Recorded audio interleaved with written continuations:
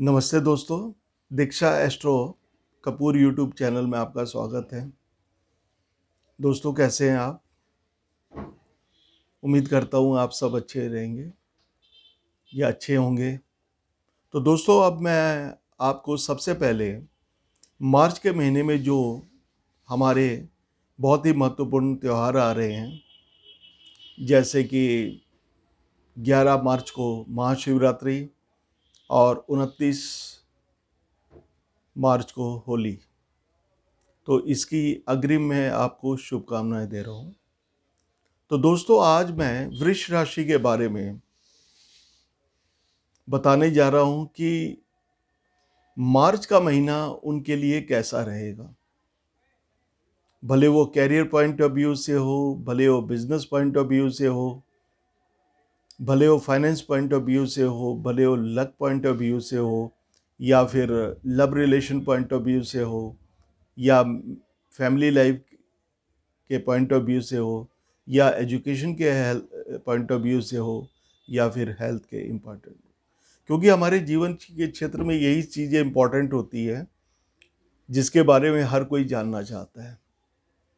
तो दोस्तों मैं आपको सबसे पहले ये बताना चाहूँगा कि जब मार्च का महीना शुरू होगा तो उस समय हमारे ग्रहों की क्या चाल होगी, और मार्च के महीने में कौन कौन से ग्रह अपना राशि परिवर्तन करेंगे, और उसके बारे में मैं आपको बताने जा रहा हूँ। दोस्तों आपकी जैसे वृष राशि है, शुक्र प्रधान राशि है, तो इस समय आपकी राशि के अंदर मंगल और राहु अंगारक योग बनाकर बैठे हुए हैं। Number 2, number 3, number 4, number 5, number 6 और नंबर 7 आपकी राशि के 7वें स्थान पे केतु बैठा हुआ है। और दोस्तों आपके भाग्य स्थान पे त्रिग्रही योग बने हुए हैं, जिसमें बृहस्पति, शनि और बुध बैठे हुए हैं। तो दोस्तों एक तो शनि और बृहस्पति का नीच भंग राजयोग बना हुआ है, और एक मंगल और राहु का अंगारक योग बना हुआ है। उसके बाद सूर्य और शुक्र आपके 10वें स्थान यानी कि प्रोफेशन, कैरियर, बिजनेस के हाउस में इस समय ट्रांजिट कर रहे होंगे, जबकि आप एक मार्च का महीना जैसे ही शुरुआत करेगा। लेकिन दोस्तों इसमें क्या होगा कि 11 मार्च को बुध मार्गी होकर कुंभ राशि में प्रवेश करेंगे, और उसके बाद 14 मार्च को सूर्य अपना राशि परिवर्तन करते हुए मीन राशि में 14 मार्च को प्रवेश करेंगे। और दोस्तों शुक्र 17 मार्च को अपना राशि परिवर्तन कुंभ राशि से अपनी उच्च राशि मीन राशि में प्रवेश करेगा। तो दोस्तों इस महीने के दौरान एक तो बृहस्पति और शनि का नीच भंग राजयोग बना हुआ है, फिर कुछ दिनों के लिए बुध आदित्य योग भी बनेगा जब सूरज और बुध एक साथ आएंगे। उसके बाद लक्ष्मी नारायण योग भी बनेगा जब बुध और शुक्र एक राशि में होंगे। तो दोस्तों एक चीज और बड़ी विडंबना है कि इस समय सारे ग्रह राहु और केतु के एक साथ में एक साइड में आए हुए हैं, तो ये काल सर्प योग की सृष्टि करते हैं। और काल सर्प योग काफी ज्यादा जीवन में उत्थान पतन, अप्स एंड डाउन्स दिलवाता है। और दूसरा एक मांगलिक योग भी बना हुआ है, क्योंकि इस समय मंगल जो है आपकी राशि या आपके लगन में गोचर कर रहा है, और जो 14 अप्रैल तक चलेगा।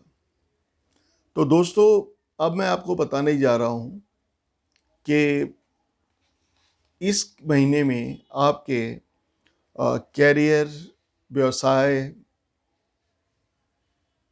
में क्या उन्नति होने वाली है या किस तरह के लाभ मिलने वाले हैं, तो उसके बारे में मैं आपको सबसे पहले बताने जा रहा हूँ। तो कैरियर पॉइंट ऑफ व्यू और बिजनेस पॉइंट ऑफ व्यू से आपके लगन का स्वामी इस समय 10वें स्थान पे गोचर कर रहा है, तो ये आपके व्यवसाय और कैरियर में चमत्कार कर देगा।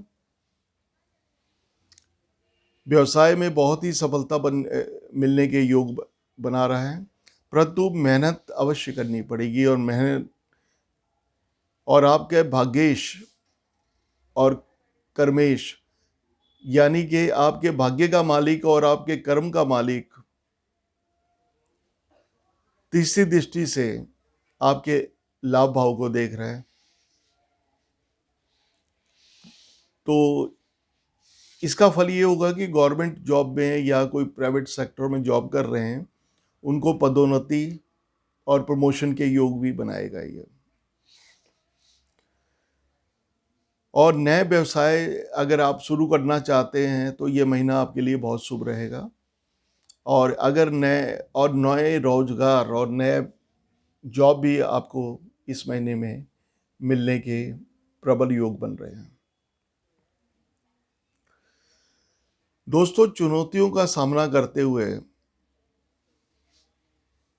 इस महीने में, यानी कि मार्च के महीने में, आपको बहुत ज़्यादा ही सफलता मिलेगी, परंतु कुछ मेहनत जरूर करनी पड़ेगी। वैसे आपका भाग्य जो है आपका 85% तक आपका साथ देगा, लेकिन भाग्य के साथ कर्म करना बहुत जरूरी है। तो दोस्तों, जब ये बुध मार्गी होगा तो आपकी सफलताओं में और भी ज़्यादा वृद्धि होगी, और बुध मार्गी होगा 11 मार्च को। अब दोस्तों, मैं आपके फाइनेंस के बारे में आता हूँ कि इस महीने में आपका फाइनेंस की स्थिति क्या रहने वाली है या आपको क्या मिलने जा रहा है फाइनेंशियल पॉइंट ऑफ व्यू से। तो दोस्तों, फाइनेंस पॉइंट ऑफ व्यू से मार्च का महीना आपके लिए बहुत ही खास रहेगा। यश मान की प्राप्ति होगी, रुके हुए धन की प्राप्ति होगी, धन आगमन होता रहेगा।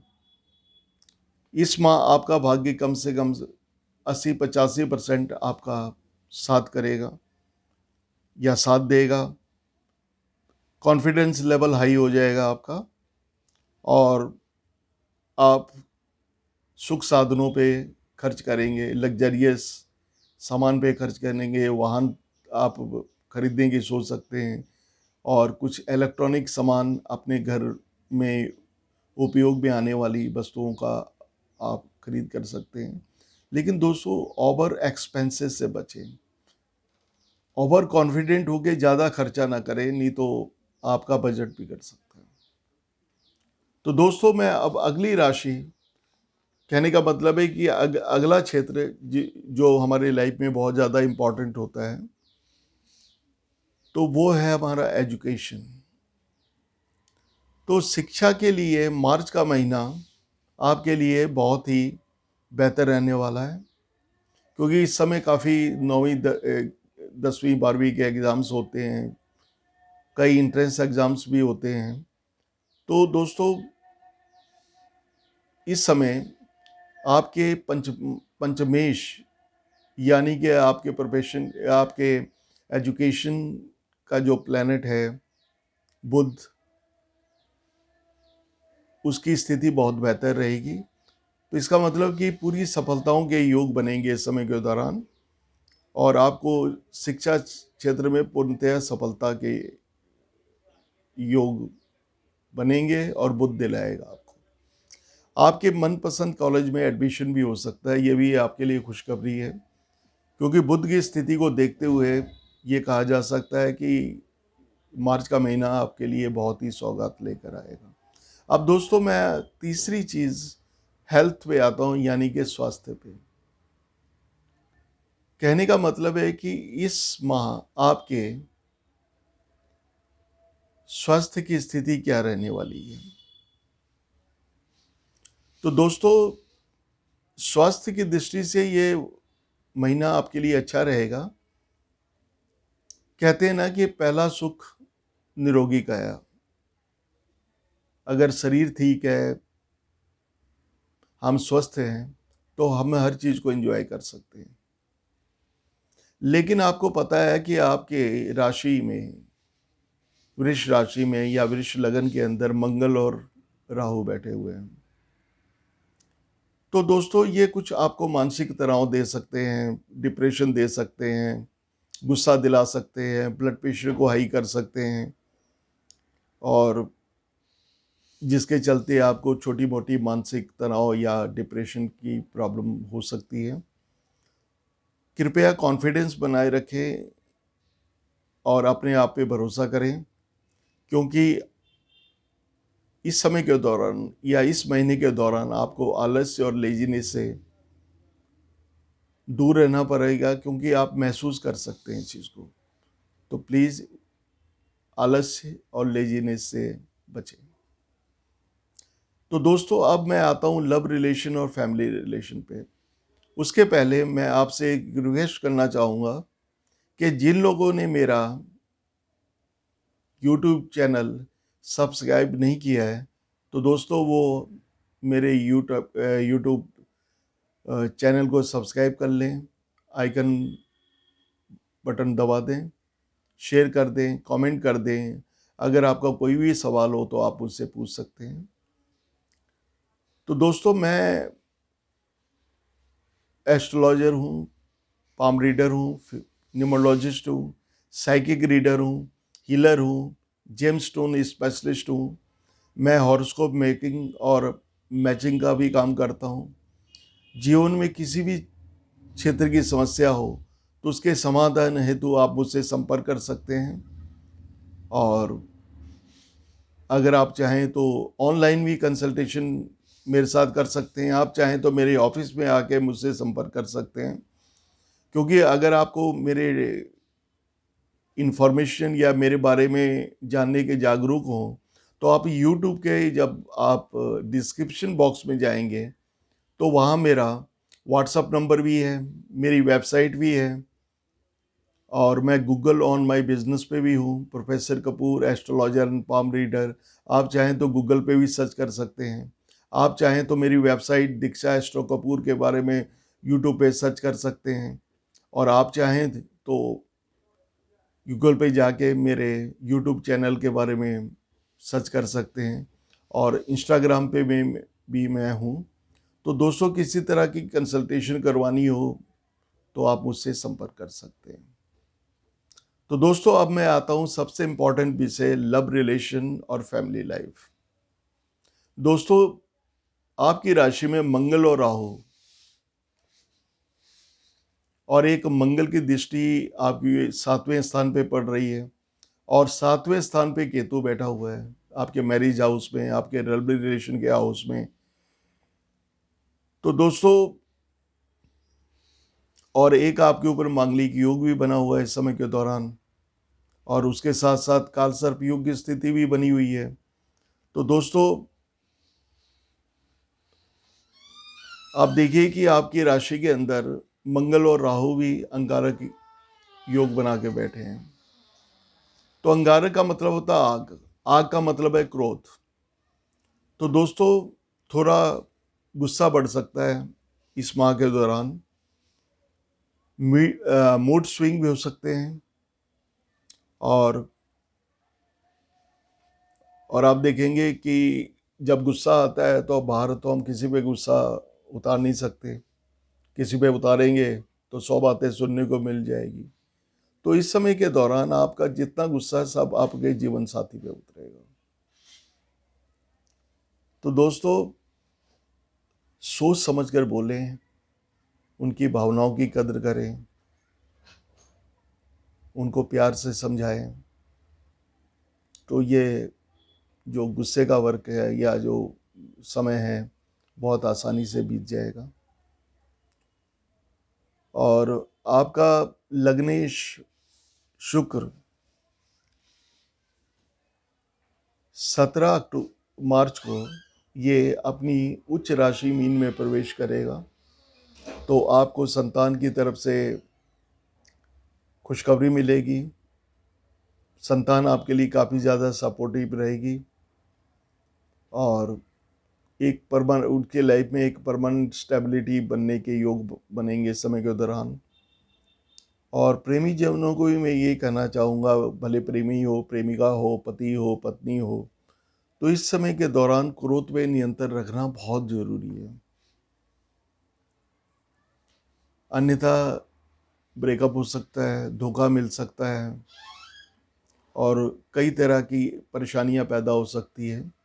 तो कृपया एग्रेसिव होकर बोलने से बचें। एक चुप 100 सुख। तो एक दूसरे की भावनाओं की कदर करें, एक दूसरे की भावनाओं को ध्यान से सुनें, तो हम वो चीज़ को टाल सकते हैं जो होने वाली है। तो दोस्तों, ये भी आपके लिए जरूरी है, और एक दूसरे की भावनाओं का उचित सम्मान करें। ये सिर्फ मार्च महीने का आपको मासिक फलादेश बता रहा हूँ। तो दोस्तों, अब मैं आता हूँ कि क्या करें जिससे इस चीज़ का प्रभाव कम हो।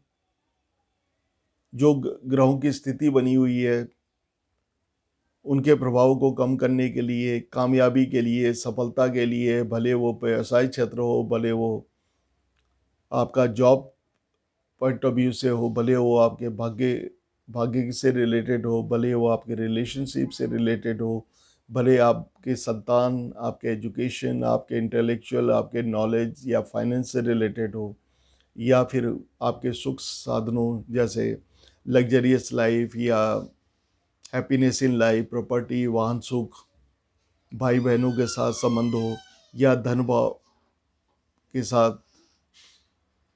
तो दोस्तों, ये एक चीज़ याद रखिएगा कि जब भी चंद्रमा चौथे, 8वें या 12वें घर में गोचर करेगा, तो उस समय आपको 2 दिन 6 घंटे के लिए मानसिक तनाव हो सकता है, कुछ डिप्रेशन सा महसूस कर सकते हैं। ओवरऑल मार्च का महीना आपके लिए बेहतर रहेगा। तो दोस्तों, अब मैं उपाय पे आता हूँ। सबसे पहले ज़रूरी है कि आप शिव की आराधना करें। हो सके तो ओम नमः शिवाय का जाप 108 बार रोज करें, और सोमवार के सोमवार आप शिवलिंग पे बेलपत्र भी चढ़ा सकते हो। आपको पता है कि 11 मार्च को महाशिवरात्रि का त्यौहार है, तो आपके लिए काफ़ी शुभ रहेगा। और आपको ये भी पता है कि होली आ रही है, तो इस समय के दौरान कोई जादू टोना टोटका किसी पे हुआ है, तो उसके प्रभाव को कम करने के लिए भी होली का दिन काफ़ी शुभ माना जाता है। तो उसका भी बेनिफिट आप उठा सकते हैं। और हो सके तो आप विष्णु जी की आराधना करें। ओम नमः भगवते वासुदेवाय का 108 बार जाप करें। तो दोस्तों, अब मैं आता हूँ जो काल सर्प योग बना हुआ है। अगर काल सर्प योग का आप उपाय करवाना चाहते हैं, या पूजा करवाना चाहते हैं, या फिर ऐसा सॉल्यूशन जो आप खुद भी कर सकें, अगर उसके बारे में जानना चाहते हैं, तो आप मेरे व्हाट्सएप नंबर पे, मेरी वेबसाइट पे, मेरे इंस्टाग्राम पे, मेरे ईमेल पे आप संपर्क कर सकते हैं। तो दोस्तों, ये रहा वृष राशि या वृषभ राशि का मासिक फल मार्च 2021 के लिए। तो धन्यवाद दोस्तों। अब मैं अगला वीडियो मिथुन राशि पर लेकर आ रहा हूँ, और आप मेरे चैनल को सब्सक्राइब कर दीजिए, ताकि और आइकन बेल जरूर प्रेस कर दीजिएगा। उससे क्या होगा कि मैं जो भी वीडियो डालूँगा वो आप तक आसानी से पहुंचते रहेंगे, और आप उसका लाभ उठा सकते हैं। अगर कोई पर्सनल क्वेश्चन हो तो कमेंट बॉक्स में जाके आप मुझसे प्रश्न पूछ सकते हैं। और अगर आप ऑनलाइन कंसल्ट अपनी जन्मपत्री का पूर्ण रूप से विश्लेषण करवाना चाहते हैं, या फिर पर्सनल मुझे कांटेक्ट करना चाहते हैं तो दोनों सुविधाएं उपलब्ध हैं। तो इसी के साथ दोस्तों बहुत बहुत धन्यवाद। Thank you very much.